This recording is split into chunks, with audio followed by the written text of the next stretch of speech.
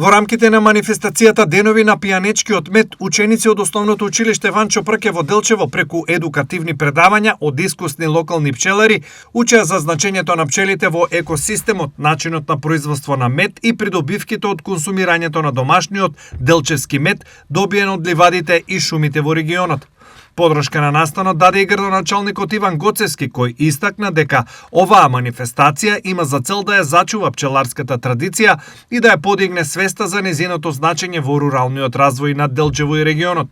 И да ја поздравим иницијативата која што днеска заедно со вашиот директор Сашо Ивановски, со вашето училиште одлучија да направат еден убав настан, со кој ќе не соберат и нас како локална самоуправа, и вас како училиште, и вас како ученици, како и генерации да може да презентираат здрави навики, да го презентираат нашиот убав пијанечки мед, кој што од таа година и официјално стартува да се развива, да се промовира и ќе достигне светски размери. Јас чемедарски сум убеден дека вие како здружение ќе успеете да го подигнете на това ниво, за да освен пијанечката свива и пијанечки мед да биде препознат и бренд за Делчево. Настанот е организиран од Сдруженијето Пијанечка пчела 2 и се реализира под мотото "Јади го медот како храна, за да не го јадеш како лек". Сега сакам да ви кажам зошто е важно толку пчелите. Ајнштајн рекол, ако умират пчелите за 4 години ќе заврши човештво. Што значи тоа?